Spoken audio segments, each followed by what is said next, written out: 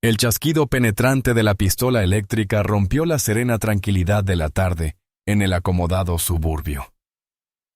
Dos puntas metálicas se clavaron en la delicada seda roja, y 50,000 voltios de electricidad pura recorrieron el cuerpo de Chloe St. James. Un grito ahogado de agonía escapó de sus labios, mientras su deportivo de $500,000 se convertía en testigo silencioso de su brutalidad. Se desplomó. Su cuerpo se contrajo sobre el pavimento caliente. Su cabeza golpeó el bordillo de hormigón con un ruido sordo y desagradable. El agente Miller la miró fijamente, con una sonrisa de suficiencia y satisfacción en los labios. Otra arrogante a la que había que poner en su sitio. No tenía ni idea de que no solo había agredido a una ciudadana. Acababa de declararle la guerra al hombre más poderoso del estado.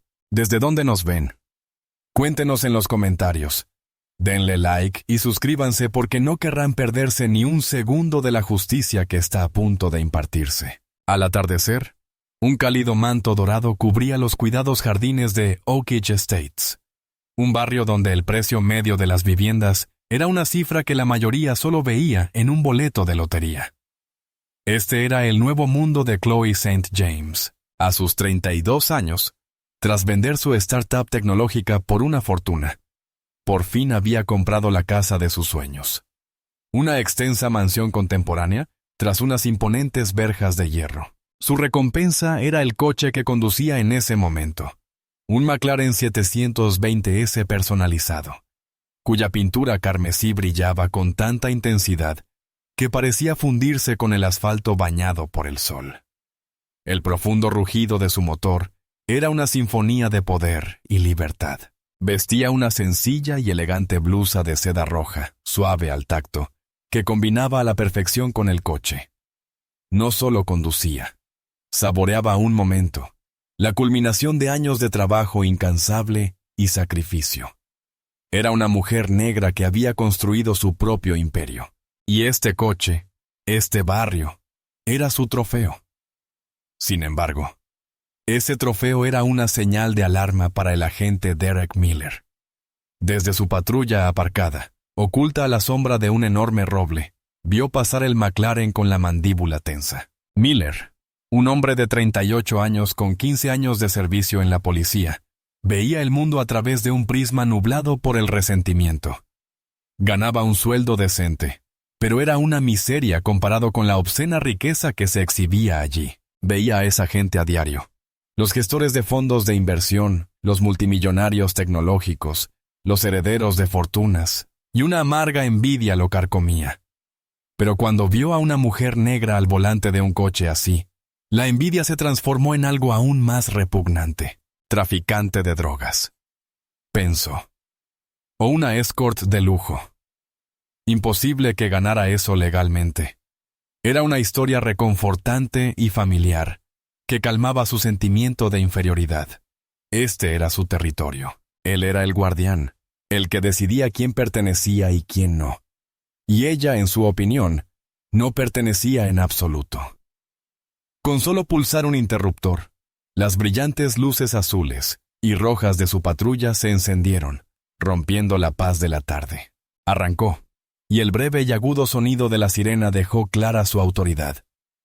Chloe miró por el retrovisor y un destello de molestia cruzó su bello rostro. Iba exactamente a la velocidad permitida. Se miró al espejo para comprobar su maquillaje. Impecable. Se sabía el guión de memoria. Se detuvo de inmediato, con el motor del McLaren ronroneando suavemente mientras lo estacionaba junto a la acera. Bajó la ventanilla y esperó, con las manos tranquilamente sobre el volante, tal como su padre le había enseñado hacía mucho tiempo. El agente Miller se tomó su tiempo. Se acercó al coche con paso lento y pausado, adoptando una postura estudiada, y practicó la intimidación. Su mano descansaba con indiferencia sobre la culata de su Glock. No miró sus manos, observó su cuerpo, deteniéndose en la curva de su pecho bajo la blusa de seda. Una mueca de desdén se dibujó en sus labios. «Vaya, vaya, vaya. ¿Qué tenemos aquí?», preguntó con voz arrastrada y cargada de condescendencia. «Licencia y registro». Buenas tardes, oficial. ¿Puedo preguntar por qué me detuvieron? La voz de Chloe era tranquila y firme, sin dejar entrever la irritación que sentía. Hacía tiempo que había aprendido que cierto tono podía interpretarse como un desafío. Yo haré las preguntas, espetó. Conducía usted de forma errática. Licencia y registro ahora. Era una mentira descarada. Había estado conduciendo como si estuviera en un desfile, pero obedeció, extendiendo lentamente la mano hacia su bolso en el asiento del copiloto. Mi bolso está en el asiento de al lado. Voy a buscar mi cartera. Sacó los documentos con movimientos deliberados y se los entregó por la ventanilla abierta. Él se los arrebató de la mano. Echó un vistazo a la licencia, abriendo los ojos un instante al ver el nombre Chloe St. James antes de fijarse en la dirección, a solo 3 manzanas. No encajaba con su plan. ¿Eres nueva en el barrio?, preguntó con un tono cargado de suspicacia. Sí, respondió ella simplemente. «Qué bien», dijo él, con palabras venenosas. Devolvió los documentos, pero su mirada era dura, calculadora. Buscaba cualquier pretexto para aumentar la tensión. «Ya sabes, tenemos muchos problemas con gente que viene a este barrio sin ser de aquí y que causa problemas. Nos gusta mantener el orden», dijo, inclinándose hacia ti y bajando la voz. «A veces, una donación al fondo de beneficencia del policía puede ser de gran ayuda para que todo siga en orden para ti». Una muestra de apoyo de la comunidad, ¿entiende? Chloe lo miró fijamente, sintiendo un escalofrío. No era una simple detención de tráfico. Era una extorsión. Le estaba exigiendo un soborno. La desfachatez de hacerlo a plena luz del día en su propio barrio la enfureció. Los años en que le habían dicho que se callara, que fuera sumisa, que no armara lío, se esfumaron en ese instante. «No, agente», dijo, con la voz ahora tan cortante y fría como el hielo. «Creo que no entiendo. ¿Sugieres que te pague para evitar que me acosen en mi propio barrio?» El rostro de Miller se ensombreció. Su fachada de autoridad se resquebrajó, dejando al descubierto el repugnante prejuicio que escondía. «Tienes una lengua muy afilada, ¿verdad? Ese es el problema con ustedes. Consiguen un poco de dinero y se creen superiores a todos. Crees que las reglas no se aplican a ti. El único que parece creer que las reglas no se aplican eres tú, oficial», replicó Chloe, alzando la voz con justa indignación. «Ahora bien, si no se me acusa de ningún delito, me gustaría irme». Eso fue todo. El último desafío a su frágil autoridad. «Oh, no te vas a ninguna parte», gruñó. «Salga del vehículo ahora mismo». «No voy a salir de mi coche», afirmó Chloe con firmeza. «No tiene ninguna razón para ordenarme que salga. Esto es ilegal». «Le voy a enseñar lo que es ilegal». El rostro de Miller se había transformado en una máscara de pura rabia. Buscó su cinturón, dejando de lado las esposas y el spray de pimienta, y agarró la empuñadura de su pistola eléctrica. «Te di una orden legal. ¡Sal del coche!». Antes de que Chloe pudiera reaccionar, él sacó el arma. Los puntos láser rojos danzaron sobre su pecho. Lo que sucedió después fue un torbellino de ruido y dolor cegador. El olor rancio a café quemado de la comisaría era un mundo aparte del aroma a jazmín de Oak Ridge Estates. Para el oficial Derek Miller, sin embargo, era un santuario. Allí, entre esas paredes de bloques de cemento color beige, podía manipular la realidad para adaptarla a su narrativa. La adrenalina del enfrentamiento aún le recorría las venas, pero era una sensación triunfal y estimulante. La había puesto en su sitio. Le había demostrado quién mandaba. Llegó entonces la parte más crucial de su ritual: santificar sus acciones con papeleo. El informe oficial era su evangelio. El texto sagrado que transformaría su brutal agresión en un acto heroico de las fuerzas del orden. Se sentó ante su escritorio atestado de papeles, crujiéndose los nudillos mientras accedía al sistema de informes. Su compañero novato, un joven oficial llamado Evans, con los ojos muy abiertos y nerviosos, permanecía de pie cerca, incómodo y aún visiblemente afectado. ¿Ves a ese chico?, preguntó Miller, reclinándose en su silla con un gruñido de satisfacción. Así es como se les trata. No puedes darles ni un respiro. Si se ponen agresivos, tú te pones más agresivo. Si ven un arma, suelen acobardarse. Este era simplemente más tonto que la mayoría. Evans tragó saliva con dificultad. Se golpeó la cabeza muy fuerte, Derek. El paramédico dijo que era una conmoción cerebral grave, quizá una fractura de cráneo. «Se lo buscó», dijo Miller con desdén, agitando la mano como si espantara a una mosca. Se resistió a una orden legal y se puso agresiva. Tuve que usar la mínima fuerza necesaria para reducir a la sospechosa y garantizar la seguridad de los agentes. Fin de la historia. Se volvió hacia el teclado. Sus dedos comenzaron a volar sobre las teclas, tejiendo una red de mentiras. Cada palabra estaba elegida con cuidado. Un ladrillo más en la fortaleza de su propia infalibilidad. Empezó con la observación inicial. Un McLaren rojo que conducía de forma errática, zigzagueando entre carriles, lo que sugería que el conductor estaba bajo los efectos de narcóticos o alcohol. Una completa invención. Pero sentó las bases de una detención legítima. Continuó con el relato del encuentro. Al acercarme al vehículo, percibí un leve olor a lo que creí que era marihuana. La conductora, identificada posteriormente como Chloe St. James, estaba agitada y se resistía. Tenía las pupilas dilatadas y hablaba con dificultad. Hizo una pausa, con una leve sonrisa cruel en los labios. Fue un procedimiento clásico, un guión probado. Detalló su negativa a salir del vehículo, presentándola no como una ciudadana ejerciendo sus derechos, sino como un acto de desafío agresivo. La sospechosa comenzó a insultar verbalmente a la gente, profiriendo palabrotas y amenazas. Realizó varios movimientos inquietos hacia el lado del copiloto del vehículo, lo que me hizo pensar que podría estar intentando sacar un arma. Esta era la clave, las palabras mágicas que justificaban todo lo que siguió. La seguridad de la gente. Era la carta ganadora definitiva, una frase que acallaba las preguntas y absolvía el pecado. Finalmente, describió la agresión en sí, presentándola como una medida de último recurso tomada a regañadientes. Temiendo por mi seguridad y la del público, y ante la negativa de la sospechosa a obedecer las órdenes verbales de desescalada, utilicé mi arma de electrochoque reglamentaria.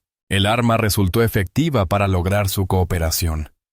Durante la caída posterior, la sospechosa se golpeó la cabeza contra el bordillo. Fue esposada sin mayores incidentes y recibió asistencia médica de inmediato. Incluso añadió un último toque de ironía. Cabe destacar que la cámara corporal del agente sufrió un fallo técnico poco antes de que se iniciara el control de tráfico y no grabó el incidente. Un fallo conveniente e indetectable. Perfecto. Imprimió el informe. El papel caliente le pareció un veredicto entre las manos. Fue una obra maestra de la ficción. Una narrativa impecable que lo retrataba a él como el héroe sereno y profesional, y a ella como la criminal desquiciada y peligrosa. Lo había hecho decenas de veces antes, con diferentes rostros y coches, pero la historia siempre era la misma, y el sistema siempre le creía. Su historia estaba respaldada por el peso de la placa, la credibilidad del uniforme. Su historia no era más que el desvarío histérico de otra rata de barrio que se había metido en un lío. Firmó con un gesto teatral y tiró el informe a la basura. Llamó a su representante sindical, un veterano curtido llamado Frank, por mera formalidad. «Oye, Frank, soy Miller. Tuve que usar una pistola eléctrica contra una persona en Oakridge. Alega brutalidad policial. El mismo rollo de siempre. Solo te aviso. Oakridge». La voz de Frank denotaba cautela. «Eso requiere dinero, Derek. Seguro que tienes los papeles en regla». «Sólidos como una roca», dijo Miller riendo. Estaba hasta las heces actuando como una loca. «Tengo a un novato de testigo. Todo está en regla». De acuerdo, manténme al tanto, dijo Frank, y colgó. Miller se recostó, sintiéndose invulnerable. Imaginó a la mujer en la cama del hospital, con la cabeza palpitante. Esperaba que le doliera. Esperaba que hubiera aprendido la lección. Un poco de realidad les vendría bien a personas como ella. Sintió una sensación de satisfacción, de orden restablecido. Había protegido la tranquilidad del vecindario.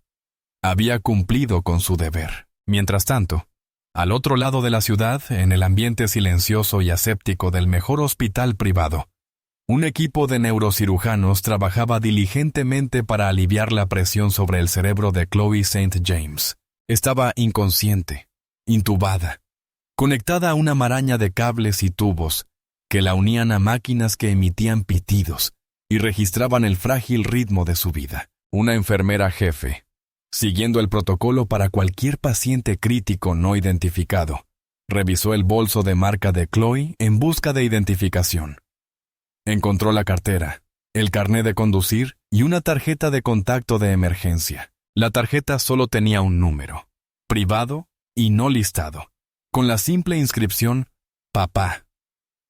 La enfermera, una mujer amable llamada María, salió al pasillo y marcó el número, completamente ajena a que estaba a punto de desatar una bomba que destruiría el mundo del agente Derek Miller. El teléfono sonó 2 veces antes de que una voz tranquila y firme respondiera. «Soy el gobernador St. James». La mansión del gobernador era un bastión del poder discreto de antaño. Sus columnas neoclásicas y sus majestuosos jardines simbolizaban la estabilidad en un mundo caótico. En su despacho privado, una habitación revestida de caoba y repleta de libros de derecho, historia y estrategia política, el gobernador Davis St. James revisaba las propuestas presupuestarias preliminares. A sus 55 años, se encontraba en la cima de su poder. Su presencia era imponente, llenando cualquier habitación en la que entraba. Alto, impecablemente vestido, con una mirada aguda e inteligente que no pasaba por alto ningún detalle. Había cimentado su carrera en ir siempre un paso por delante de los demás. Un maestro de la táctica que ejercía el poder no con mano dura, sino con la precisión de un bisturí. Su imagen pública era la de una autoridad serena y una razón reflexiva. Pero tras esa apariencia refinada, se escondía un núcleo de acero templado, forjado en el crisol de las batallas políticas y la tragedia personal. Su esposa había fallecido 10 años antes, dejándolo a cargo de su brillante y testaruda hija. Chloe era el centro de su universo, la única persona por la que sentía un amor absoluto e incondicional. Cuando vibró su celular privado encriptado, miró el número desconocido con un destello de molestia. Contestó con su habitual saludo lacónico. «Soy el gobernador St. James». La voz de la enfermera al otro lado de la línea era dubitativa, pero profesional. «Gobernador, me llamo María. Soy enfermera titulada del Hospital General de la ciudad. Llamo desde el contacto de emergencia de su hija. Ha habido un incidente. Chloe ha ingresado. Está en estado crítico. Por un instante, el mundo se detuvo». Las propuestas presupuestarias sobre su escritorio se convirtieron en garabatos sin sentido. El aire de la habitación se volvió tenue y frío. Un miedo visceral y primigenio le oprimió el corazón, tan intenso que casi le hizo flaquear las rodillas, pero su voz, al hablar, era de una calma sobrenatural. «Cuéntamelo todo», escuchó, con los nudillos blancos mientras se aferraba al borde del escritorio. Procesó las palabras. Incidente policial, traumatismo craneoencefálico, hematoma subdural, cirugía de urgencia. Cada frase era un golpe demoledor contra las cuidadosamente construidas murallas de su compostura. La enfermera, intuyendo la gravedad de la situación, recitó rápidamente los escasos detalles que recordaba. Una detención de tráfico, una pelea, una caída, un policía llamado Miller. Para cuando terminó, el miedo que lo atenazaba se había transformado por completo. Era una rabia tan pura, tan fría y tan inmensa que sintió como si un agujero negro se hubiera abierto en su alma consumiendo todas las demás emociones. No era la ira explosiva de un hombre cualquiera. Era la furia calculada y paciente de un depredador. «Recibirá la mejor atención del mundo», dijo con voz grave y amenazante. «No escatimen en gastos. Quiero un equipo de seguridad privada en su puerta en 20 minutos. Nadie, absolutamente nadie, entra ni sale de esa habitación sin mi autorización expresa. ¿Entiende?» «Sí, gobernador», susurró la enfermera, intimidada por la fuerza de su voluntad. Colgó sin decir una palabra más. Durante 1 minuto entero, permaneció inmóvil, con los ojos cerrados, absorto en un torbellino de cálculos estratégicos. Su primer instinto fue ir al hospital, estar a su lado, pero sabía que sería un error. Su presencia convertiría todo en un circo mediático, comprometiendo la investigación incluso antes de empezar. Se hacía justicia para Chloe con precisión, no con pasión. Se requería todo el peso aplastante del sistema que él controlaba, aplicado sobre este hombre con exactitud quirúrgica. Cogió su línea segura e hizo su primera llamada. Era para Marcus Thorne, el fiscal general del estado, un hombre al que conocía y en quien confiaba desde hacía 30 años. «Marcus, soy Davis. Te pido un favor». No hacía falta explicar nada. En su mundo, esas palabras tenían el peso de un juramento de sangre. «¿Qué necesitas?», preguntó el fiscal con voz grave. «Hubo un incidente en Oakridge. Un agente llamado Miller. Mi hija Chloe está en la UCI. La agredió». Dejó las palabras en el aire. «Quiero que esto se maneje extraoficialmente por ahora. Quiero a sus mejores investigadores, los más discretos. Quiero que lo traten como un posible caso de pena capital. Quiero que todas las cámaras, todos los testigos, todos los datos estén asegurados en 1 hora. Quiero el expediente completo de este hombre, cada queja, cada condecoración, en mi escritorio antes del amanecer. Y Marcus, quiero que se sienta seguro. Quiero que crea que se ha salido con la suya, que se pavonee, que mienta. Quiero que esté tan enredado en su propio engaño que, cuando caiga la red, no sepa ni dónde está parado». «Considéralo hecho, Davis», dijo Marcus, con la misma firmeza en su voz que la del gobernador. «Y Davis, lo siento mucho». La siguiente llamada del gobernador fue a la superintendente de la policía estatal, una mujer con fama de implacable eficiencia. «Coronel», comenzó, «autorizo una operación de vigilancia integral sobre un agente municipal, Derek Miller. Quiero que le intervengan el teléfono, que se controlen sus finanzas y que se identifiquen sus conocidos. Quiero saber qué desayuna y con qué sueña por la noche. Utilicen todos los recursos que consideren necesarios. Esta autorización proviene directamente de mi oficina. Su última llamada fue a su jefe de gabinete. Libera mi agenda durante las próximas 72 horas. Dile a la prensa que tengo gripe. Trabajo desde casa, nadie me contacta, excepto el fiscal general y el coronel. Esto es prioridad alfa». Terminó la llamada y se dirigió al gran ventanal que daba a los extensos jardines de la mansión. El sol comenzaba a ponerse, tiñendo el cielo de tonos naranjas y púrpuras. Pero el gobernador no veía nada de eso. Tenía la mirada fija en un futuro incierto, un momento que ahora estaba planeando meticulosamente. Un momento en el que el oficial Derek Miller se encontraría en un tribunal y se daría cuenta del colosal error que había cometido. Un error que le cambiaría la vida. El gobernador no solo haría justicia para Chloe, sino que destrozaría la vida de este hombre poco a poco. Lo convertiría en un ejemplo tan aterrador, tan absoluto, que ningún oficial de su estado volvería a creer que estaba por encima de la ley. La rabia seguía ahí, un diamante frío y duro clavado en su pecho. Pero ahora tenía un propósito.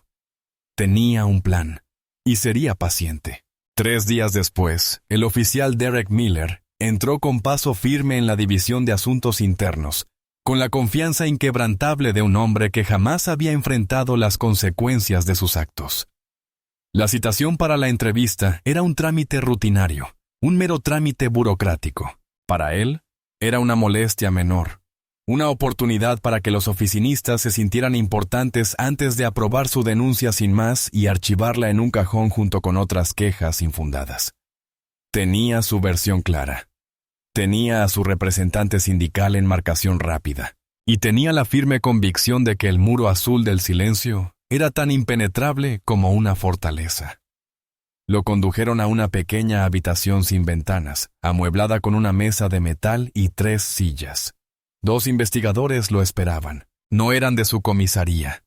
Sus trajes estaban impecablemente confeccionados, y sus rostros eran impasibles. Eran funcionarios estatales, elegidos personalmente por el fiscal general. Miller, por supuesto, no lo sabía. Simplemente los veía como una versión un poco más refinada de los típicos burócratas. «Agente Miller, gracias por venir», dijo el investigador principal, un hombre llamado Donovan, de cabello plateado y ojos penetrantes. «Soy el investigador principal Donovan. Ella es la investigadora Rhee. Estamos aquí para revisar su informe sobre el incidente con la señora St. James. Un mero trámite para aclarar las cosas». La palabra técnica fue como un jarro de agua fría para el ego de Miller. Se recostó en su silla, adoptando una expresión de profesionalismo cansado. Por supuesto, cualquier cosa para ayudar. Fue una situación desafortunada. Esperaba evitar el uso de la fuerza, pero las acciones del sospechoso no me dejaron otra opción. Así que, empecemos desde el principio. Comenzó Rhee, el investigador más joven, abriendo un expediente. Su informe indica que usted inició la detención de tráfico debido a una conducción errática. ¿Puede describirnos eso? Miller se inclinó hacia adelante, ansioso por responder. Por supuesto. El vehículo zigzagueaba en su carril, cruzando la línea amarilla 2 veces. En un momento dado, casi chocó con un coche aparcado. Lo primero que pensé fue que conducía bajo los efectos del alcohol. Dado el alto nivel del vehículo, pensé que podría ser robado. Era un narrador nato, añadiendo detalles que hacían que las mentiras parecieran plausibles. Donovan asintió lentamente, sin revelar nada en su expresión. Y cuando te acercaste al conductor, dijiste que olías a marihuana. Un ligero olor, sí, pero inconfundible, confirmó Miller. Y su comportamiento era el de alguien bajo los efectos del alcohol. Agitada, paranoica. Tenía la mirada vidriosa. Él se encontraba en su salsa, el héroe de su propia historia. Le pedí que saliera del vehículo para realizarle una prueba de sobriedad en el lugar, por su propia seguridad y la de los demás. Fue entonces cuando se puso agresiva. ¿Agresiva en qué sentido?, preguntó Rhys. Empezó a gritar, a decir todo tipo de palabrotas, dijo Miller, negando con la cabeza con una expresión de fingida decepción. Me dijo que no tenía derecho. Dijo que me iba a quitar la placa, lo típico que se oye. Pero entonces empezó a hacer movimientos inquietos, buscando algo alrededor del coche. En una situación así, hay que decidir en una fracción de segundo. Mi entrenamiento se activó. Temí que estuviera intentando sacar un arma. Donovan se inclinó hacia adelante, juntando las yemas de los dedos. ¿Un arma? ¿Viste alguna? Nunca la ves hasta que es demasiado tarde, dijo Miller con gravedad.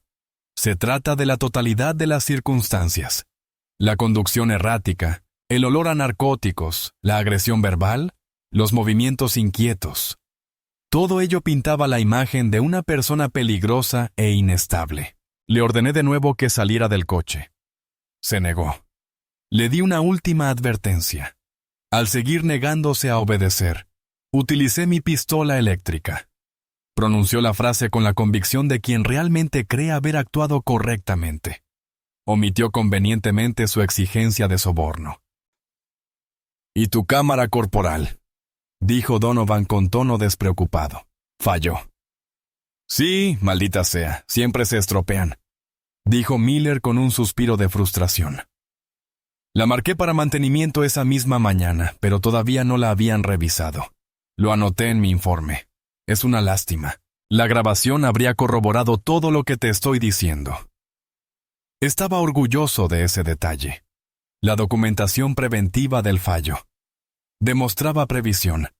Los dos investigadores intercambiaron una mirada breve, casi imperceptible.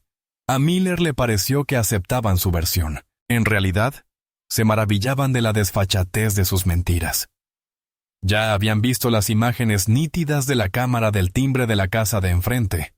Habían visto las imágenes de la cámara del coche de Chloe, que grabaron cada palabra del interrogatorio. Sabían que no hubo maniobras bruscas, ni olor a marihuana, ni movimientos sospechosos. Sabían que la cámara no había fallado. Los técnicos estatales ya habían recuperado el archivo incriminatorio de su memoria interna. Simplemente le estaban dando más margen de maniobra. Y la declaración de su compañero, el agente Evans, ¿coincide con la suya?, preguntó Reese. Por supuesto, dijo Miller, hinchando el pecho. El chico estaba conmocionado, pero vio lo mismo que yo. Les dirá lo mismo. No sabía que Evans, debatiéndose entre el perjurio y su carrera, se encontraba en ese preciso instante en otra habitación con otros dos investigadores, relatando la verdad entre lágrimas. Una última cosa, agente Miller, dijo Donovan, cerrando su expediente. En su opinión profesional, ¿la fuerza que utilizó fue proporcional a la amenaza que percibió? Miller lo miró fijamente a los ojos, con una expresión de sinceridad fingida. Absolutamente, al 100%. Utilicé la fuerza mínima necesaria para neutralizar un peligro claro e inminente para mí y para el público. Lo volvería a hacer mañana mismo en las mismas circunstancias. Hice mi trabajo, gracias por su tiempo, oficial. Eso es todo, dijo Donovan con voz monótona. Miller se levantó y les estrechó la mano con una sonrisa confiada. Me alegra haberlo aclarado. Salió de la habitación sintiéndose eufórico. Lo había logrado. Se imaginó a la mujer, donde quiera que estuviera, intentando escabullirse ante algún abogado carísimo. No importaría, su informe estaba presentado. Su testimonio constaba en actas. El sistema lo protegería. Salió a la luz del sol, completamente ajeno al hecho de que no solo lo habían entrevistado. Había sido un testigo clave en la audiencia preliminar de su propio enjuiciamiento. Acababa de cometer perjurio con calma, seguridad y repetidamente. Y cada mentira había quedado registrada. La red no solo se estrechaba, sino que ahora estaba cerrada con llave, y él era quien acababa de tirar la llave. Mientras Derek Miller se regodeaba en el brillo de su supuesta victoria, una silenciosa y metódica maquinaria de justicia operaba en las sombras, impulsada por la fría furia del hombre más poderoso del estado. El gobernador St. James había transformado su despacho en una sala de guerra. Las propuestas presupuestarias habían sido sustituidas por un gran tablero de corcho, una red de fotos, documentos y cronologías unidas por hilo rojo. En el centro, una foto poco favorecedora del oficial Miller, con la mirada fría y vacía. La operación era un ejemplo magistral de eficiencia discreta. El equipo del fiscal general Marcus Thorne, una pequeña unidad de élite compuesta por exfiscales federales y especialistas forenses, trabajó sin descanso. Su principal prioridad fue la preservación de las pruebas. Una hora después de la llamada del gobernador, habían asegurado de forma legal y discreta hasta el último rastro digital del incidente. No se limitaron a obtener las imágenes de la cámara del timbre de la casa de enfrente. Rastrearon un radio de 4 manzanas y encontraron otras 3 cámaras que habían captado al McLaren, circulando a una velocidad constante y perfectamente legal momentos antes de la detención, desmintiendo de inmediato la primera mentira de Miller. Un especialista en tecnología, un prodigio reclutado de Silicon Valley, fue enviado al depósito donde se encontraba el McLaren de Chloe. Si bien la policía local creía que se trataba simplemente de pruebas en un caso rutinario de resistencia a la autoridad, el especialista estaba allí por la información del vehículo. Descargó todo el contenido de la grabadora de datos, que mostraba su velocidad, patrones de frenado y coordenadas GPS, confirmando que nunca había zigzagueado. Luego accedió a la cámara del tablero. La pequeña cámara instalada de fábrica no solo había captado la carretera, sino que su micrófono había grabado con perfecta claridad cada palabra pronunciada dentro del habitáculo. El archivo de audio era devastador. Captó el tono tranquilo y educado de Chloe, seguido de la creciente agresividad de Miller y, finalmente, su inconfundible y lasciva exigencia de un soborno. Era la prueba definitiva. Simultáneamente, otro equipo investigaba a fondo al propio Miller. No se limitaron a solicitar su expediente por los cauces oficiales. Ejecutaron una orden judicial estatal sobre los archivos centrales de la comisaría, obviando a cualquier funcionario local que pudiera intentar manipular la información. El expediente que recibieron era grueso, sujeto con una goma elástica a punto de reventar. Denuncias formales en 15 años, una cifra asombrosa. Denuncias de uso excesivo de la fuerza, registros ilegales, discriminación racial y abuso verbal. Caso tras caso, la historia era inquietantemente similar. Un ciudadano perteneciente a una minoría, una detención cuestionable, una escalada de la situación por parte de Miller y una denuncia que finalmente fue desestimada por infundada tras una investigación interna realizada por sus propios compañeros. Los investigadores iniciaron la minuciosa tarea de contactar a los denunciantes. Muchos se mostraron inicialmente reticentes, acostumbrados a que sus experiencias fueran desestimadas durante años. Pero cuando supieron que se trataba de una investigación estatal, que dependía directamente del fiscal general, se desató una ola de denuncias. Hablaron del lenguaje venenoso de Miller, de su desprecio, de cómo parecía disfrutar de su miedo y humillación. Un anciano latino contó cómo Miller le había tirado sus medicamentos recetados al suelo durante un control de tráfico. Un joven universitario negro describió cómo Miller había registrado ilegalmente su coche y encontrado una bolsa de marihuana que no era suya. Historia tras historia, pintaba un retrato no de un agente de policía, sino de un depredador con placa. La orden de vigilancia del gobernador sobre Miller también estaba dando resultados. Las escuchas telefónicas a su teléfono eran una mina de oro de corrupción y fanatismo. Grabaron cómo se jactaba ante otro oficial del incidente. Le di una lección a un rico en un coche de carreras. Se rió. Deberías haber visto su cara cuando le cayó el 20. Cayó como un saco de patatas. Se quejó de que la entrevista con la IAD era una pérdida de tiempo y llamó a los investigadores unos aduladores. Lo más grave fue que grabaron su conversación con su representante sindical, Frank. «Limítate a lo que dice el informe», le aconsejó Frank. «El chico Evans es un novato, pero se mantendrá firme. Es tu palabra contra la suya. Los dos sabemos a quién van a creer. Fue una clara conspiración para obstruir la justicia». Al cuarto día, la evidencia era abrumadora. Tenían video, audio, datos forenses del auto, el testimonio de una docena de víctimas anteriores, la confesión entre lágrimas de su compañero novato y grabaciones de escuchas telefónicas donde confesaba y conspiraba. El caso no solo era sólido, sino que estaba sellado herméticamente. En su despacho, el gobernador St. James revisó el resumen ejecutivo final preparado por el fiscal general.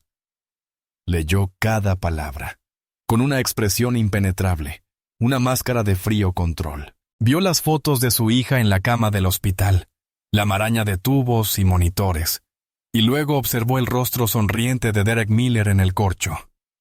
Contestó el teléfono seguro. «Marcus», dijo con voz baja, pero resonante de absoluto poder. «La fase preliminar ha terminado. Es hora de proceder. Quiero que se retiren los cargos contra mi hija y que la fiscalía ofrezca una disculpa pública por la presentación errónea de la denuncia. Y quiero que se emita una orden de arresto estatal contra el agente Derek Miller. Quiero que la policía estatal ejecute la orden en su comisaría durante el pase de lista. Que sus compañeros lo vean. Los cargos serán agresión con agravantes con arma mortal, perjurio, violación de derechos civiles bajo la apariencia de legalidad y solicitud de soborno. Quiero que le fijen una fianza tan alta que jamás vuelva a ver la luz del sol. ¿Está claro?» «Crystal, gobernador», respondió el fiscal general. El cazador está a punto de convertirse en la presa. El gobernador colgó el teléfono. Miró la foto de Miller por última vez antes de arrancarla del tablero. Se acercó a la chimenea, donde ardía un fuego tenue, y dejó caer la fotografía entre las llamas. Observó cómo los bordes se curvaban, se volvían negros y se desvanecían en cenizas. Era un acto simbólico. La red invisible, tejida en la oscuridad con hilos de datos, testimonios y todo el peso del Estado, acababa de ser tensada. Y en su centro, aún ajeno a todo, se encontraba un hombre que estaba a punto de descubrir el verdadero significado del poder. El pase de lista matutino en la comisaría número 12 era un ritual familiar. Café rancio, chistes malos y la voz monótona del sargento de turno. El agente Derek Miller, apoyado contra la pared, bebía de un vaso de espuma de poliestireno, sintiéndose eufórico. El interrogatorio de asuntos internos era un recuerdo lejano. El incidente ya era historia vieja. En los vestuarios, les había estado contando a sus compañeros una versión muy exagerada de la historia. Se veía a sí mismo como un héroe solitario, enfrentándose a una mujer desquiciada y drogada en un superdeportivo. Se deleitaba con los silenciosos gestos de aprobación, la camaradería de palmadas en la espalda que reafirmaba su creencia en su propia rectitud. El muro azul era real y lo protegía. Estaba contando un chiste cuando las puertas dobles de la sala de formación se abrieron de golpe. El sargento Davis, que llevaba un rato hablando sin parar sobre una reciente oleada de robos, se interrumpió a mitad de la frase. Todos se giraron. En la puerta no estaban los policías de la comisaría, eran policías estatales.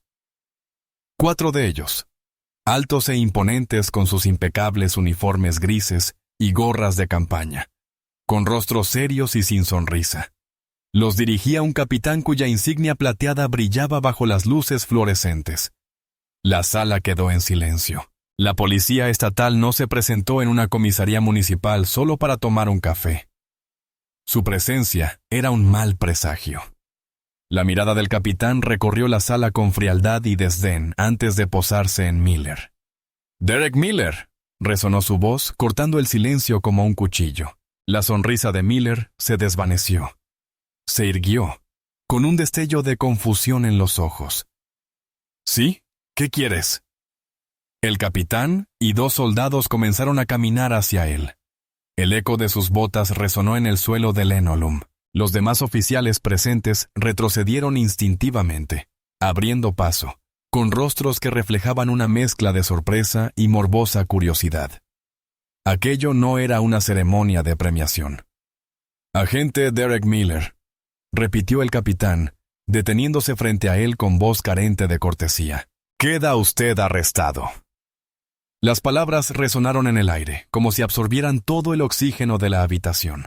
Miller lo miró fijamente, intentando comprender lo que sucedía. Tenía que ser una broma pesada. ¿Arrestado por qué?, alcanzó a balbucear, con una risa nerviosa ahogada en la garganta. El capitán no sonrió. Sacó un documento doblado del bolsillo de su chaqueta. Existe una orden de arresto en su contra emitida por el Tribunal Superior Estatal. Se le acusa de agresión agravada con arma mortal, perjurio, violación de derechos civiles bajo la apariencia de legalidad y solicitud de soborno. Leyó cada cargo despacio, con toda la intención, cada palabra un golpe certero contra la desmoronada fachada de confianza de Miller. El rostro de Miller palideció. El color se le fue de las mejillas, dejando un brillo enfermizo y pálido. Soborno por perjurio. No se trataba de los cargos de agresión inventados que quizá esperaba. Eran delitos graves, fríos y duros, que acabarían con su carrera. «Esto es», gritó con la voz quebrada. Fue una buena detención. La mujer era una psicópata. Su informe, fue una invención. Y usted cometió perjurio al repetir esas mentiras a los investigadores estatales, dijo el capitán con voz gélida.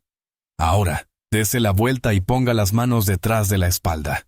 Por un instante, Miller se quedó paralizado por la incredulidad. Miró a su alrededor, a sus compañeros, a sus hermanos de uniforme. Buscaba apoyo, que alguien interviniera y detuviera aquella locura, pero no encontró a nadie. Solo vio un silencio atónito, miradas esquivas, y la creciente comprensión en sus rostros de que uno de los suyos estaba cayendo en desgracia. El muro azul, estaba descubriendo, no era una fortaleza. Era un aliado de conveniencia. «Date la vuelta ahora», ordenó el capitán.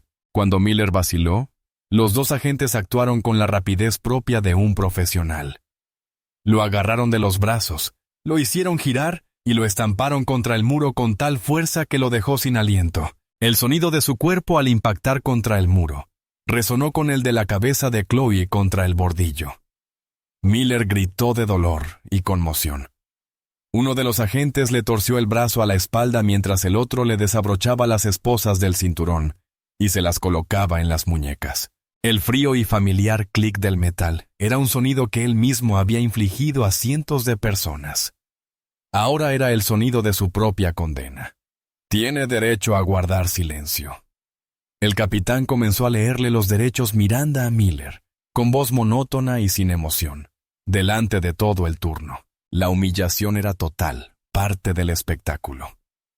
Mientras lo sacaban de la habitación, hecho un desastre, balbuceando y deshonrado, la noticia ya se estaba difundiendo.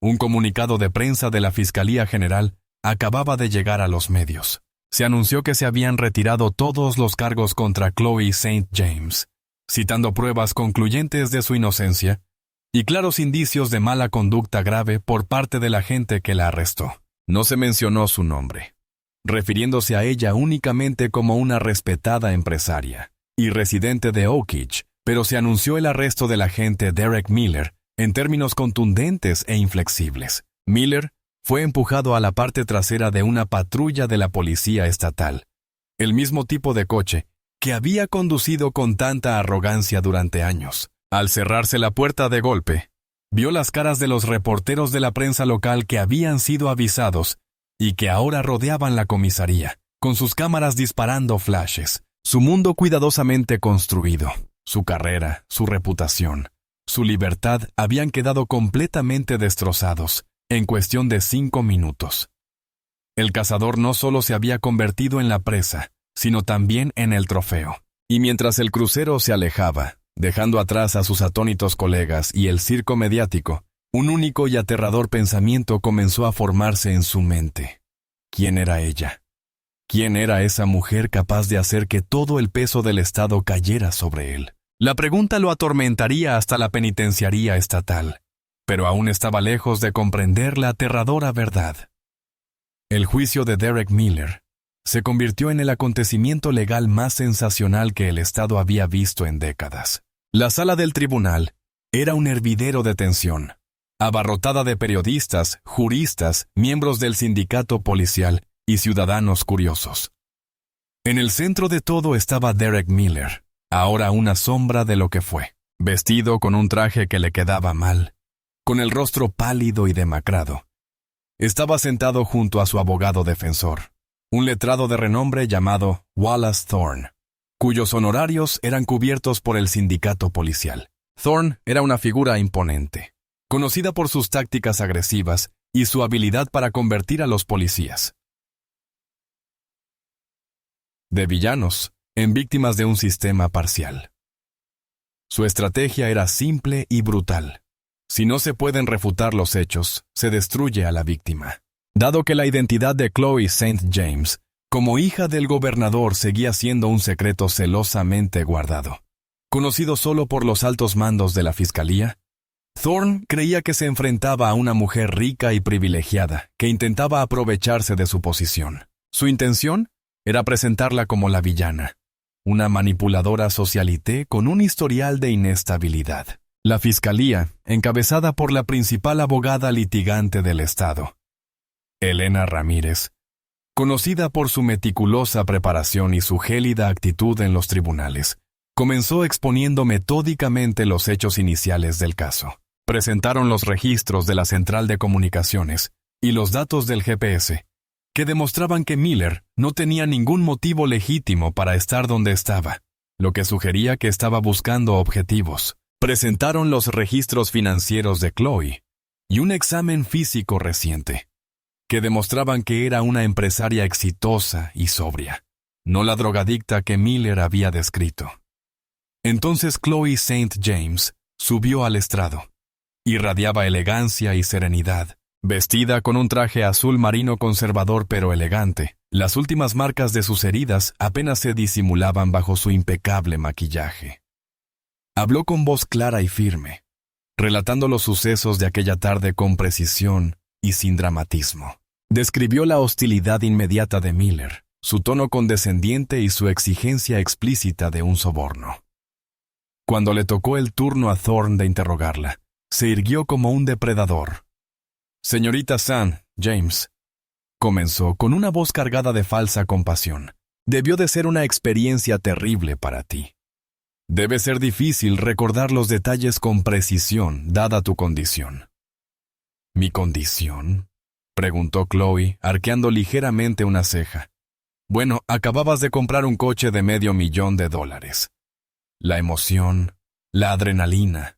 ¿No es cierto que te vieron celebrando con amigos en un club nocturno la noche anterior a este incidente?», comenzó Thorne, tejiendo su red. «Cené con 2 amigos para celebrar la venta de mi empresa». «Sí», respondió Chloe con calma. «¿Cenar o fue algo más? ¿No es cierto que consumiste varias bebidas alcohólicas? Que de hecho estabas muy ebria». «¡Objeción!», dijo Ramírez, levantándose lentamente. «El consejo está testificando. No hay pruebas que respalden esta afirmación». El juez asintió. Thorne no se inmutó.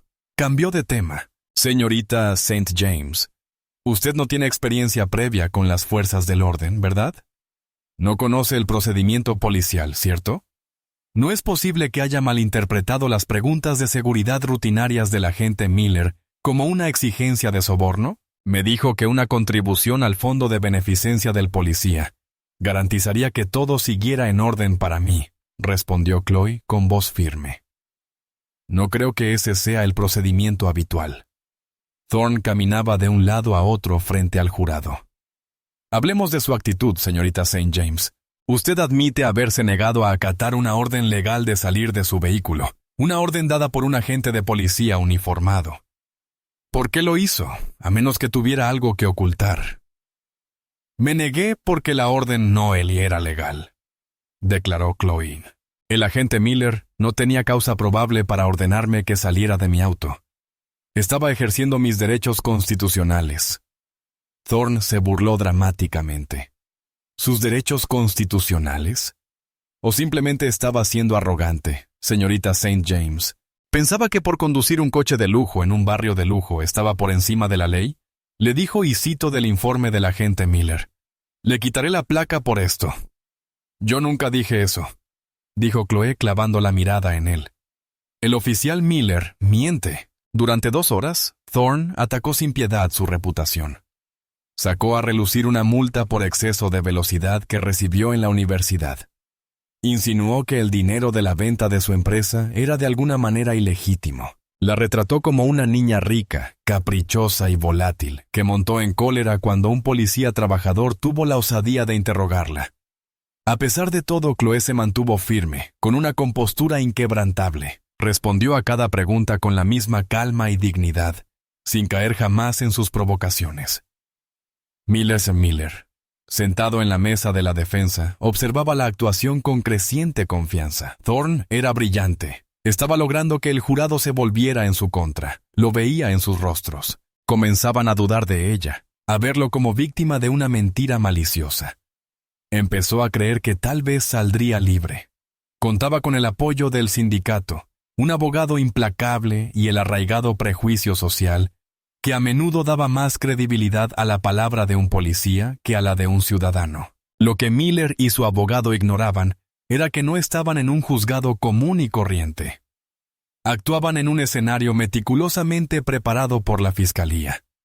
Cada mentira, cada insinuación sobre el carácter de Chloe, era como echar tierra en la tumba de su propia clienta. Ramírez lo dejó seguir. Lo dejó construir toda su defensa sobre la base de la difamación y las falsedades. Sabía que cuanto más alto construyera su castillo de naipes, más espectacular sería su derrumbe. El jurado estaba siendo preparado no para absolver a Miller, sino para sentir toda la justa furia de la traición cuando la verdad finalmente se revelara de forma irrefutable. Y ese momento se acercaba.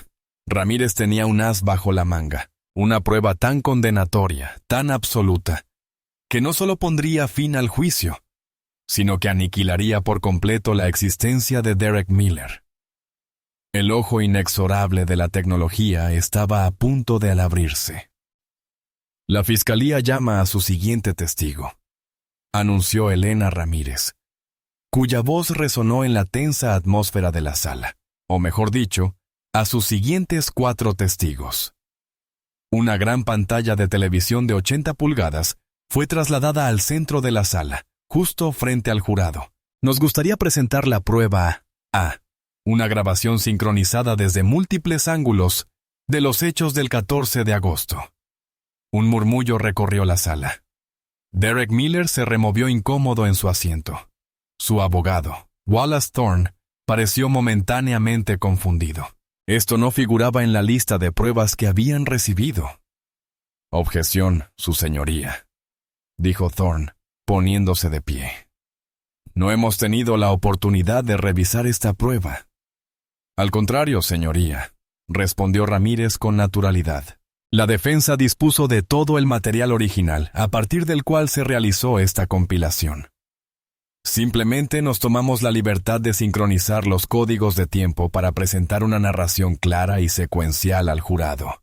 Esto es solo para mayor claridad. La jueza, una mujer severa llamada Peterson, miró por encima de sus gafas. Lo permito. Proceda, señora Ramírez. Ramírez atenuó las luces de la sala. Lo que están a punto de ver, dijo con voz resonando en el silencio de la sala, es la verdad sin adornos. La pantalla se encendió, dividida en 4 cuadrantes. La imagen superior izquierda, etiquetada como Cámara del Timbre 1, mostraba una toma panorámica de la calle. La superior derecha correspondía a la cámara de la urbanización cerrada, con una toma más nítida desde otro ángulo. La inferior izquierda era la cámara del salpicadero del vehículo con audio activado. Y la inferior derecha, la que heló la sangre de Miller, estaba etiquetada como Cámara corporal del agente Miller recuperada. El vídeo comenzó. En los 2 cuadrantes superiores, el jurado vio el McLaren rojo de Chloe deslizándose suavemente por la calle, dentro de su carril y a una velocidad tranquila. No hubo volantazos ni conducción errática. La primera mentira de Miller se desmoronó. Entonces vieron el coche patrulla de Miller incorporarse bruscamente y detener el vehículo. El audio de la cámara del salpicadero se escuchó en la sala. Oyeron la voz tranquila y educada de Chloe. «Buenas tardes, agente. ¿Puedo preguntar por qué me detuvieron?» Entonces oyeron la respuesta de Miller, rebosante de condescendencia. «Yo haré las preguntas aquí. Conducía usted de forma errática». Un murmullo de asombro recorrió la sala. El vídeo contradecía directamente su declaración jurada. La escena continuó. El jurado escuchó todo el intercambio tal y como Chloe lo había relatado. Escucharon su firme negativa a dejarse intimidar. Luego escucharon la parte más condenatoria del audio, la voz de Miller, baja y amenazante. A veces, una contribución al fondo de beneficencia del policía puede ser de gran ayuda para que todo siga en orden. Una muestra de apoyo de la comunidad, ¿entiende? El rostro de Wallace Thorne se descompuso por la conmoción. Le lanzó una mirada furiosa a Miller, quien parecía encogerse en su silla, con la piel de un gris cadavérico. Le había mentido a su propio abogado. Pero lo peor estaba por venir. El cuadrante etiquetado como Cámara Corporal del oficial Miller se iluminó de repente. La grabación era desde la perspectiva del propio Miller, nítida como el agua. Los expertos en tecnología del Estado no solo habían recuperado el archivo, sino que lo habían restaurado a su estado original. El jurado ahora presenciaba el encuentro desde la perspectiva de Miller. Lo vieron mirar fijamente el cuerpo de Chloe. Vieron el desprecio en su rostro reflejado en la ventanilla del auto. Vieron que Chloe no hizo ni un solo movimiento furtivo. Sus manos permanecieron visibles sobre el volante en todo momento. El video mostraba el rostro de Miller, retorciéndose de rabia cuando ella rechazó su soborno y cuestionó su autoridad. Lo vieron sacar su pistola eléctrica sin provocación alguna. La sala del tribunal observó en silencio, horrorizada, cómo el video mostraba los puntos láser en el pecho de Chloe. Escuchó su jadeo de terror y luego presenció la brutal descarga eléctrica en primera persona. La cámara se sacudió cuando Miller disparó, y el repugnante sonido de la descarga eléctrica y el grito de dolor de Chloe llenaron la habitación. La cámara bajó entonces, mostrando el cuerpo convulsionando de Chloe en el pavimento, y el audio captó la prueba final e incriminatoria. La voz de Miller no figuraba en el informe oficial, ni en su testimonio, sino que era un gruñido gutural y lleno de odio, dirigido a sí mismo mientras la observaba convulsionar. Eso te enseñará a no hablar de más. El vídeo terminó. La pantalla se puso negra. El silencio en la sala era absoluto, profundo y opresivo. Solo lo rompió un sollozo ahogado de una mujer del jurado. Todas las miradas estaban puestas en Derek Miller. Era un hombre completamente expuesto. Sus mentiras al descubierto. Su crueldad expuesta ante todos. Su relato cuidadosamente construido. Toda su defensa había sido aniquilada en 3 minutos por la implacable mirada imparcial de la tecnología. Wallace Thorne se dejó caer pesadamente, con el rostro pálido. Su caso no solo estaba perdido, sino que era irreparable. Lo habían convertido en un bufón, en un portavoz de un monstruo. Elena Ramírez se encontraba en el centro de la sala, dejando que el silencio se extendiera, dejando que el horror calara hondo en los corazones del jurado. No necesitaba decir una palabra. El video lo había dicho todo, pero ella no había terminado. Esto era solo el comienzo. El video había demostrado lo sucedido. Ahora estaba a punto de llamar a un testigo que explicaría la importancia del asunto a una escala que nadie en esa sala podía comprender. Señoría Ramírez, dijo con voz resonante de una fuerza recién descubierta. La fiscalía llama a su siguiente testigo. Llamamos al honorable gobernador Davis St. James. La sala estalló en un clamor. El llamado al orden del alguacil se perdió entre un mar de jadeos de asombro y susurros frenéticos. Los reporteros buscaron a toda prisa sus teléfonos, tecleando a toda velocidad mientras intentaban informar sobre la noticia bomba. El honorable gobernador Davis St. James estaba presente como testigo. Era impensable. Derek Miller alzó la vista, con el rostro desencajado por la perplejidad. Su abogado, Wallace Thorne, miraba fijamente la entrada de la sala como si hubiera visto un fantasma. La puerta lateral de la sala se abrió y entró el gobernador St. James. No lo acompañaba ni un equipo de seguridad ni un séquito. Caminó solo, con pasos medidos y deliberados. Vestía un sencillo traje azul marino oscuro, pero emanaba un aura de poder más imponente que cualquier uniforme o toga. Rompió el silencio atónito, con la mirada fija al frente, y tomó asiento en el estrado de los testigos. Colocó la mano sobre la Biblia y prestó juramento. Su voz, tranquila y firme, resonó a través del micrófono. Elena Ramírez se acercó al estrado. ¿Podría decir su nombre y profesión para que conste en acta? Mi nombre es Davis St. James. Soy el gobernador de este estado. Las palabras, aunque esperadas, impactaron con una fuerza increíble. El jurado quedó cautivado, inclinándose hacia adelante en sus asientos. Gobernador St. James, comenzó Ramírez con voz respetuosa pero firme. Sin duda es usted un hombre muy ocupado. ¿Por qué se encuentra hoy aquí, en esta sala, testificando en un caso de agresión contra un agente de policía? El gobernador apartó la mirada de Ramírez y miró directamente al jurado. Por primera vez no vieron a un político, sino a un padre. El férreo control en sus ojos se suavizó por una fracción de segundo, reemplazado por un destello de profundo dolor. Estoy aquí hoy, dijo, con voz suave pero resonando en cada rincón de la sala. Porque la víctima en este caso, la mujer que fue brutalmente agredida por el acusado, es mi hija, Chloe St. James. Una segunda onda expansiva recorrió la sala, aún más potente que la primera. Miller se quedó boquiabierto. Sintió como si el suelo se abriera bajo sus pies, hundiéndolo en un abismo sin fondo. Su hija, la delincuente del gueto, la drogadicta, la arrogante, era la hija del gobernador. Por fin lo comprendió. Los investigadores estatales, las escuchas telefónicas, el caso impecable.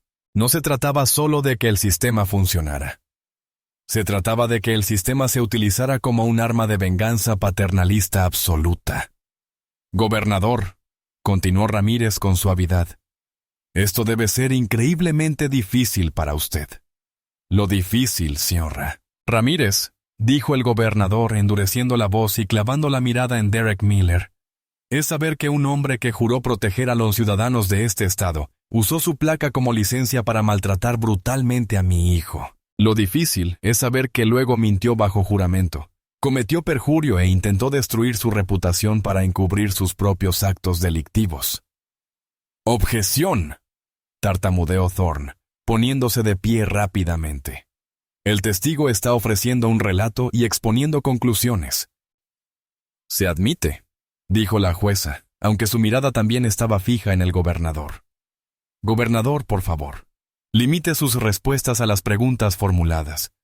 Mis disculpas, su señoría, dijo el gobernador, aunque no se disculpó. Ramírez asintió. Gobernador, al enterarse de la agresión a su hija, usted tomó ciertas medidas. ¿Podría describirlas ante el tribunal?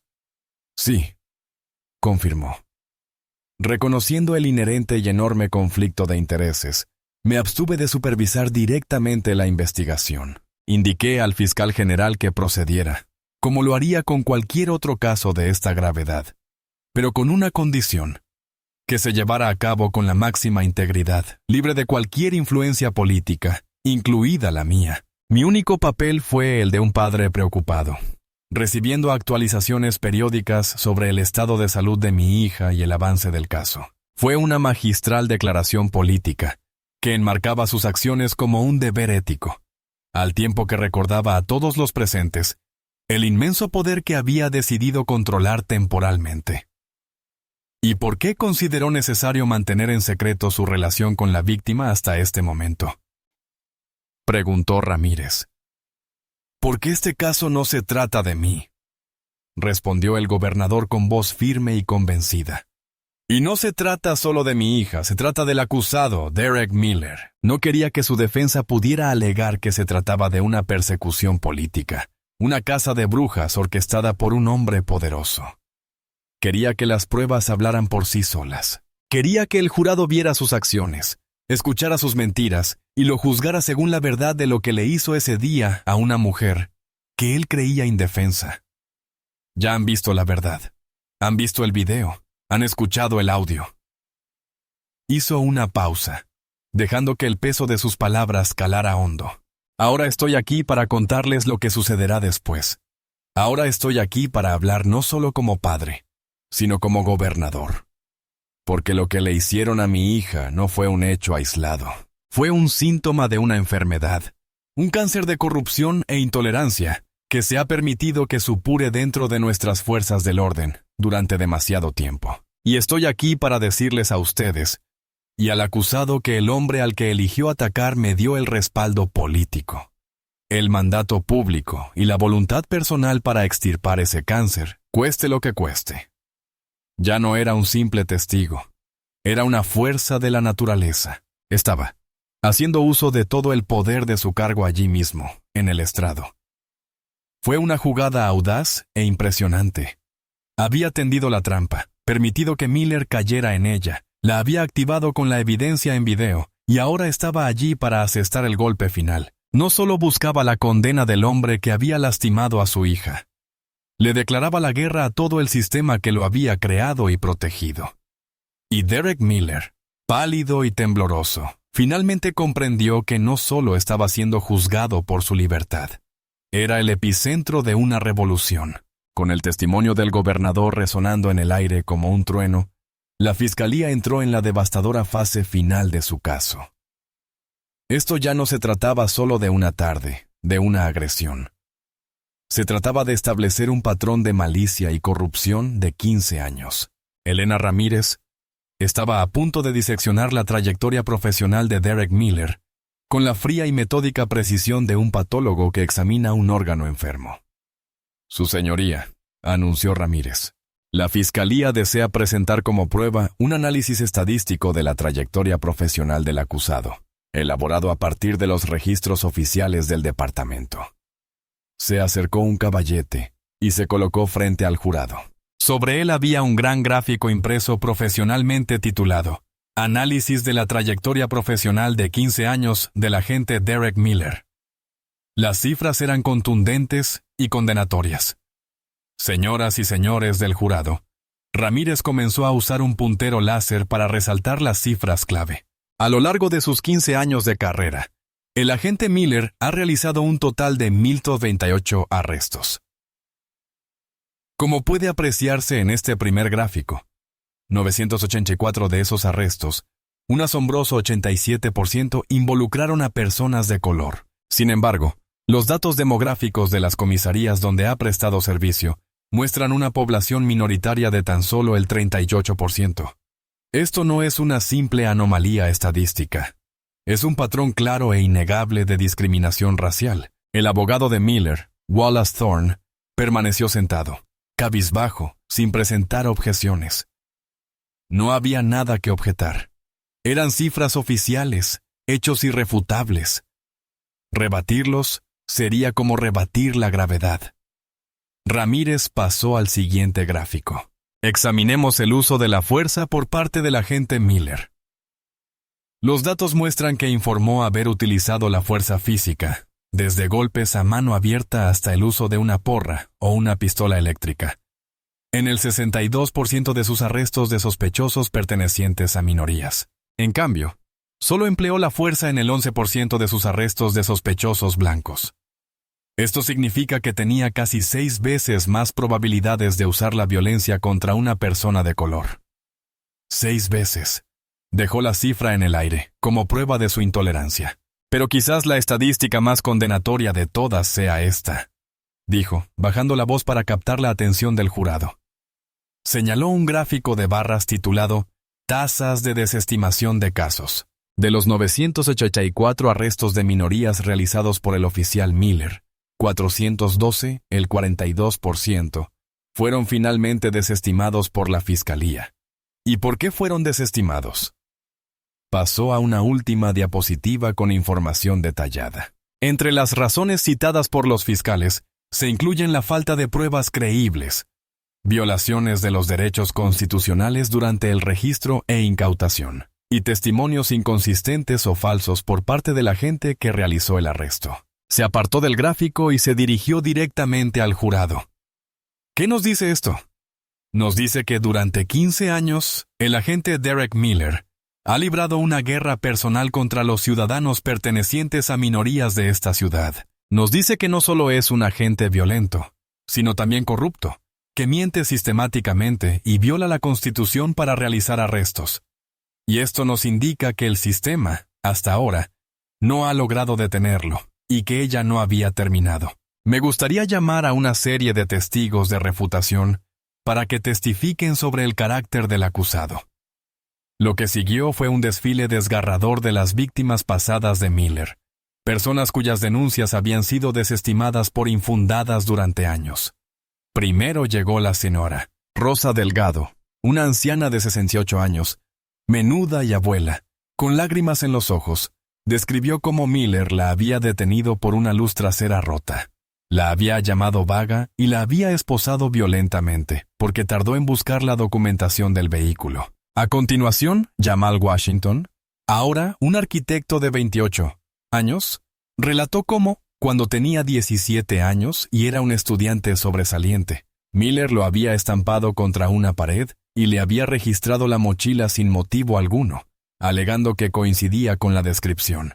Cuando Jamal protestó, Miller lo arrestó por alteración del orden público, un cargo que luego fue retirado, pero que le costó a su familia miles de dólares. en honorarios legales. Finalmente, llamaron al doctor Michael Johnson, un distinguido cardiólogo. Él describió la noche en que Miller lo arrestó por intentar entrar a su propia casa en un barrio adinerado, negándose a creer que un hombre negro pudiera vivir allí. Johnson habló de la profunda humillación que sintió al ser encarcelado y tratado como un delincuente común, simplemente por el color de su piel. Con cada testimonio, la expresión del jurado se endureció. Ya no se trataba solo de un policía que había cometido un error. Estaban frente a un monstruo que se había ocultado tras una placa durante más de una década, aterrorizando a inocentes y corrompiendo la justicia. La última prueba de la fiscalía fue una simple hoja de papel proyectada en la pantalla gigante para que todos la vieran. Era un resumen financiero de la oficina del interventor municipal. ¿Y cuál es el costo de la labor policial del agente Miller?, preguntó Ramírez retóricamente. En los últimos 15 años, la ciudad ha pagado $3,1 millones en acuerdos civiles relacionados con la conducta de este agente. $3,1 millones del dinero de los contribuyentes, no para construir parques ni financiar escuelas, sino para remediar las consecuencias legales del odio desenfrenado de un hombre. Ramírez regresó a su mesa y se sentó. No solo había demostrado la culpabilidad de Miller por agredir a Chloe St. James. Ella había demostrado su culpabilidad por 15 años de terror. Lo había desenmascarado como racista, mentiroso y una carga financiera para la misma ciudad que juró proteger. Había tomado cada mentira que había dicho, cada vida que había dañado, y las había entretejido en un sudario para su carrera. La defensa no tenía réplica. No hubo interrogatorio al gráfico circular. No se refutó el libro de contabilidad. Thorne simplemente se puso de pie y dijo: la defensa concluye su presentación.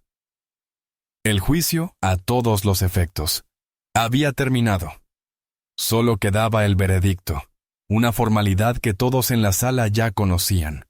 El jurado deliberó durante menos de una hora. Fue una prueba contundente e irrefutable de las pruebas presentadas. Al regresar al estrado del jurado, sus rostros eran sombríos y resueltos. Ninguno de ellos miró a Derek Miller. En el lenguaje tácito de la sala, esa fue la señal definitiva e inequívoca de la fatalidad. El secretario judicial recibió el acta del veredicto del presidente del jurado. Le temblaron ligeramente las manos al leer las palabras que sellarían el destino de Miller. Por el cargo de agresión con agravantes con arma mortal. ¿Cuál es su veredicto?, preguntó el presidente del jurado con voz firme y clara. Por el cargo de perjurio, ¿cuál es su veredicto?, preguntó el presidente del jurado. Por el cargo de violación de derechos civiles bajo la apariencia de legalidad, ¿cuál es su veredicto?, preguntó el presidente. Por el cargo de solicitud de soborno, ¿cuál es su veredicto?, preguntó el presidente. Culpable, respondió el presidente. Con cada declaración, una onda expansiva recorrió la sala. Fue una debacle total. Un repudio absoluto e inequívoco a Miller y a todo lo que representaba. El propio Miller pareció derrumbarse por dentro. Los últimos vestigios de su arrogancia y rebeldía se desvanecieron, dejando tras de sí un hombre vacío y aterrado. Miró al frente con la mirada perdida. Su vida ahora se medía en los fríos e implacables números de una condena de prisión. Chloe St. James, sentada en primera fila con su padre, cerró los ojos y respiró hondo, con un escalofrío. No era un momento de triunfo ni de celebración. Era un momento de profundo y doloroso alivio. Por fin se había hecho justicia, negada durante tanto tiempo a tantas víctimas de Miller. El gobernador le puso una mano reconfortante en el hombro. Con el rostro impasible, tras la lectura del veredicto y la fijación de la fecha para la sentencia por parte del juez, la familia St. James fue escoltada por una salida segura, evitando así el frenesí mediático que se había desatado frente al juzgado. Una hora más tarde, el gobernador St. James se encontraba en un podio en las escaleras del Capitolio Estatal, frente a un mar de cámaras y reporteros. Esto no era una celebración, sino un llamado a la acción. Hoy, un jurado de sus pares declaró culpable a un hombre de crímenes atroces cometidos bajo el amparo de la ley. Comenzó. con su potente voz resonando entre la multitud. Pero si bien se hizo justicia para un hombre, nuestro trabajo está lejos de haber terminado. Este juicio no se trató solo de las acciones de Derek Miller. Fue un referéndum sobre un sistema que permitió que un hombre como él prosperara durante 15 años, acumulara 42 denuncias y costara a los contribuyentes más de $3 millones. Todo ello mientras seguía portando placa y arma. Miró directamente a la cámara principal de la cadena, dirigiéndose no solo a la prensa, sino a cada ciudadano de su estado. El veredicto de hoy no es un final, es un comienzo, es una promesa. Prometo solemnemente a cada ciudadano de este estado que la era de la impunidad policial ha terminado. Se acabaron los días en que las quejas se ignoraban, en que el muro de silencio protegía a los corruptos, en que nuestras comunidades minoritarias vivían con miedo de quienes deberían protegerlas. Esos días se acabaron. Su voz se elevó con pasión, un fuego controlado que captó la atención. Con efecto inmediato, firmó una orden ejecutiva para la creación del Grupo de Trabajo de Rendición de Cuentas y Reforma Policial. Será un organismo independiente con poder de citación, integrado por líderes de derechos civiles, expertos legales y defensores de la comunidad. Su primer mandato será realizar una revisión exhaustiva del departamento que empleó a Derek Miller. Su segundo mandato será redactar una nueva legislación estatal que establezca el estándar de oro en materia de transparencia policial, capacitación y, sobre todo, consecuencias. Hizo una pausa, dejando que la magnitud de su anuncio calara hondo. Se trataba de un cambio radical en la política estatal. Esto no será fácil. Habrá resistencia por parte de quienes se benefician del statu quo. Pero quiero dejarles esto bien claro. No me dejaré intimidar. Emplearé todo mi capital político para lograrlo. Contaremos con juntas de supervisión civil con poder real. Tendremos una base de datos pública sobre la mala conducta policial. Implementaremos una revisión estatal automática y obligatoria de cualquier incidente de uso de la fuerza. Crearemos un sistema donde un buen agente no tenga nada que temer. Y un mal agente no tenga dónde esconderse. Concluyó su discurso con una nota personal, suavizando la voz.